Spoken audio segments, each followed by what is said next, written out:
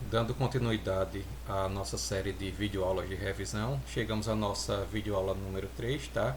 Que nela serão apresentados os principais componentes para montagens de chaves magnéticas, tá? Que no caso nós vamos utilizar durante o curso.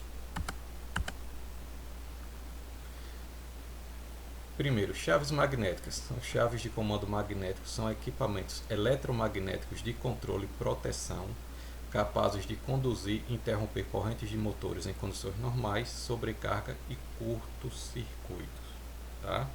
Essas chaves, primeiro, elas devem proporcionar proteção ao operador contra acidente. É o primeiro ponto que a gente deve ter em mente quando vai montar uma chave magnética é ter a proteção do operador contra quaisquer acidentes. Tá? Proteção do motor, proteção das instalações e pode ter comando manual, acionamento à distância ou automático. Tá? Contatores são os elementos principais de uma chave de comando eletromagnético, de montagem de uma chave, porque é por meio deste componente que nós vamos acionar, ou seja, de forma indireta, ligar e desligar os motores elétricos. Tá? Aqui tem a figura. Como é que funciona um contator? Aqui eu tenho uma figura que representa uma vista em corte do meu contator. Ele é acionado de forma indireta. Por que de forma indireta? Eu, com uma corrente baixa, a corrente de magnetização da bobina dele, eu comando correntes altas, no caso nos seus contatos principais. Aqui nós podemos ver aqui, ó, a parte, o núcleo fixo do meu contator e aqui o núcleo móvel. São chapas metálicas, tá? Aqui eu tenho a bobina. O que é que eu faço com esse contator para acionar? Quando eu alimento essa bobina, tem a circulação de corrente elétrica aqui nessa bobina, ela cria um campo magnético. Este campo magnético é forte o suficiente para atrair esse núcleo móvel. Por sua vez, esse núcleo móvel vai baixar aqui, fechando o circuito magnético, tá? Quando ele fecha esse circuito magnético, ele vai reduzir essa corrente aqui, tudo vai ser uma corrente reduzida, vai ficar fechado enquanto estiver passando, circulando corrente pela bobina, tá? Nesse núcleo móvel estão conectados os contatos móveis do meu contator, que por sua vez irão descer. Quando eles descem, ele fecha aqui essa parte da entrada do seu contato fixo, com o seu contato móvel aqui na entrada do contator, para a saída dele, ou seja, eu tenho um caminho fechado para a passagem da corrente elétrica. Que corrente elétrica é essa? A corrente elétrica que vai acionar o meu motor, no caso aqui que vai acionar o motor elétrico, tá? Poderia ser outra carga qualquer, mas no caso, como a gente está trabalhando com acionamento de máquinas elétricas, vai ser o meu motor. Os relés térmicos são dispositivos baseados no princípio da dilatação das partes termoelétricas ou bimetálicas. Aqui nós temos a figura de um relé térmico bimetálico, tá? Onde aqui eu tenho a entrada dele, que são os contatos principais dele. Aqui vai entrar no contator, na saída do contator, e aqui eu vou sair para a minha carga, no caso o motor, e aqui em cima eu tenho os contatos auxiliares. Além disso, eu tenho o botão de ajuste da sensibilidade de atuação dele, tá? Botão de reset e aqui o botão de rearme automático ou manual, onde eu tenho a opção nesse caso aqui, tá? Lembrando aqui o contato normal, esses contatos aqui são os normalmente fechados e aqui normalmente abertos. Como é que os relés funcionam, tá? Basicamente o que eu tenho associado nele dois metais, tá? Ou metais de coeficientes de dilatação diferente. Com aquecimento provocado pela passagem da corrente elétrica, esses metais têm uma curvatura diferente por conta do coeficiente de dilatação ser diferente, ou seja, eles vão se curvar sempre para um lado, tá?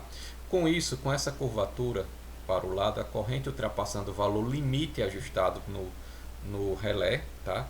Essa curvatura vai fazer com que em qualquer uma dessas três fases aqui acontecendo uma corrente acima do ajustado, vai fazer com que essa lâmina bimetálica aqui curve e empurre esse dispositivo aqui, tá? Que é o cursor de arraste. Faz com que ele dispare aqui, bata no gatilho e dispare ele abrindo o contato 95 e 96, que vai interromper, ou seja, desligar a minha carga. Relé de falta de fase. Relé de falta de fase, que tem a figura de 1, tá? São dispositivos eletrônicos destinados à proteção de equipamentos e sistemas trifásicos contra a ausência de fase. Porque o motor, se ele funcionar um certo tempo com ausência de uma fase, um motor trifásico, tá? Ele vai ter um sobreaquecimento, ou seja, as outras duas fases que estão alimentando o sistema vão tentar compensar a ausência dessa fase, ou seja, vai consumir mais corrente, corrente essa que vai ter um sobreaquecimento nas bobinas e vai ocasionar a queima, o deterioramento do material isolante, consequentemente a queima do motor.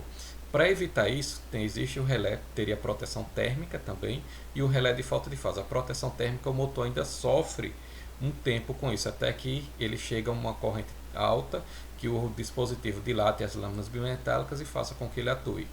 Já o relé de falta de fase, não. Faltou uma fase, ele vai identificar a ausência desta fase na hora e vai fazer com que ele abra seu contato, desligando o motor imediatamente. Tá? Essa é a função dele. Relé de nível. Tá? São dispositivos eletrônicos para o controle e supervisão de níveis de líquidos que conduzem corrente elétrica. Aqui nós temos a figura de um relé de nível. Tá?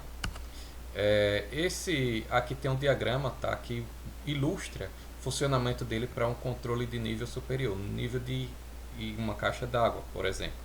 O que é que acontece? É que eu tenho o eletrodo superior, que é a caixa quando está cheia, que é o eletrodo inferior e o eletrodo de referência, no caso aqui o nível mínimo. Como é que se dá o funcionamento dele? Imagine que esse relé está comandando uma bomba, por exemplo, para encher essa caixa aqui, tá? Quando essa caixa está cheia, a água topou no eletrodo superior, desliga a bomba. Começa a usar água, a água vai descendo, baixando, baixando, baixando. Quando chega aqui, separa esse eletrodo, o sinal elétrico entre o eletrodo inferior e o referência, mesmo ainda tendo um pouco de água, que é para não faltar na residência, no caso, tá? Mesmo tendo pouco de água, ele separou esses dois eletrodos. O que é que acontece? O meu relé identifica isso, fecha o contato CNA, vai ligar a bomba começa a encher, a água vai tocar novamente no EI e ER, vai fechar esse contato elétrico. O que é que acontece com a bomba? Nada, ela continua funcionando, enchendo a caixa, até que ela chegue no ES. Antes de derramar, que é o eletrodo superior, quando ela tocar no ES, fechou os três sensores, os três eletrodos, tá? Quando fecha isso aqui, ela identifica que chegou no nível máximo e abre o contato CNA, desliga a bomba para evitar que derrame. Quando começa a usar água, vai baixando aqui, a água separou esse eletrodo aqui, o que é que acontece com a bomba? Nada, permanece parada, ela só vai ligar quando separar o EI e ER. Relé de tempo são dispositivos eletrônicos que permitem com que a gente ajuste a comutação, tá? Ajuste tempo de comutação dele, tá? Isso de acordo com sua saída. Aqui nós temos a a imagem de um relé de tempo, tá? E aqui um diagrama que ilustra como é que os relés que a gente utiliza, como é que ele funciona, tá? Eu tenho um tempo que eu ajusto lá, por exemplo, 5 segundos, tá? O que é que acontece com esse tempo? Eu ajusto para 5 segundos. No momento que eu alimento a bobina dele, tá? A saída 15 e 16 permanece fechada, tá? Aí durante esse tempo ele começa a contar 1, 2, 3, 4, 5. Quando chegar em 5 segundos, que for o tempo ajustado, por exemplo, tá? Ele tendo a alimentação aqui, o que é que vai acontecer? Ele vai abrir a saída 15 e 16, que é sempre fechada, tá? Esse contato 15 e 16, vai abrir o 15 e 16, vai fechar o 15 e 18, ou seja, ele comutou o contato do 15 e 16 para 15 e 18. Enquanto eu tiver com a bobina desse dispositivo alimentado, ele vai estar com esse contato fechado aqui. Quando eu tirar a alimentação, ele vai tirar a alimentação aqui e volta a fechar a saída 15 e 16. Resumindo, eu programo o tempo, ele não acontece nada. Quando passar esse tempo é que ele vai comutar a sua saída. Programador diário e semanal. É um programador, conhecido como PDS, serve para que a gente programe dias e horários da semana para que ligue ou desligue alguma coisa, tá? Aqui nós temos a imagem de um programador. Aqui nós vamos falar um pouco de fusíveis, dispositivo de proteção, tal, que a gente utiliza para proteção contra curto-circuito nas nossas chaves, tá? Ele é de corpo de porcelana, tem área de quartzo e no interior dele tem um fio que é um elemento metálico, tá? No caso o elemento fusível, que vai ser responsável pela sua atuação quando passar da corrente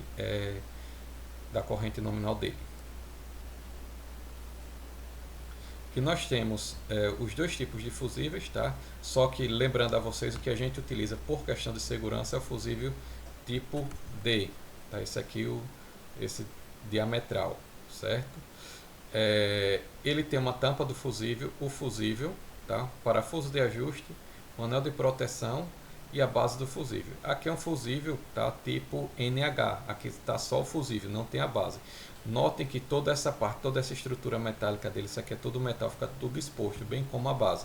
Por questão de segurança, não utilizamos ele. Já o fusível tipo D, ele tem pouca parte condutora exposta.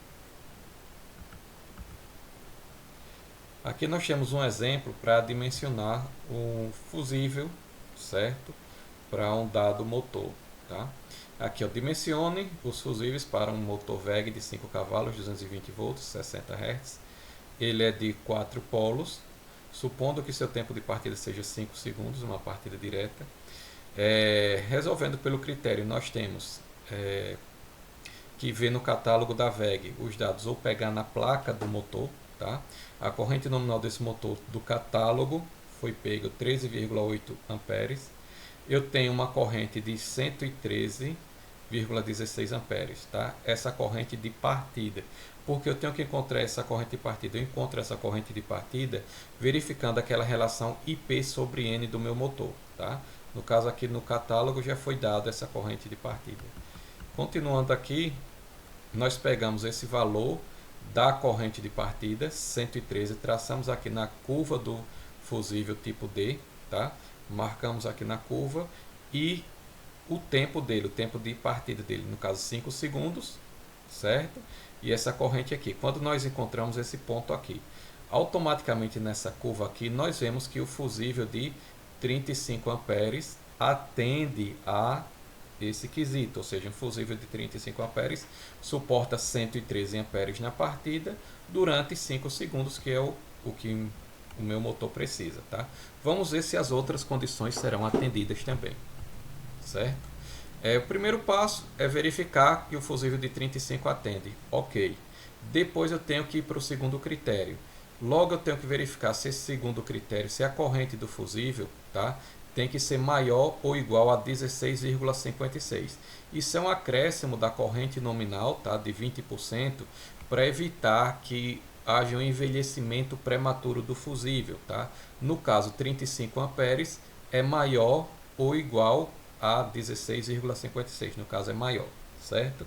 O terceiro critério é verificar se o contator e o relé bimetálico, tá, admitem esse fusível como fusível máximo, tá? Se não admitir, a gente vai ter que substituir o contator ou o relé.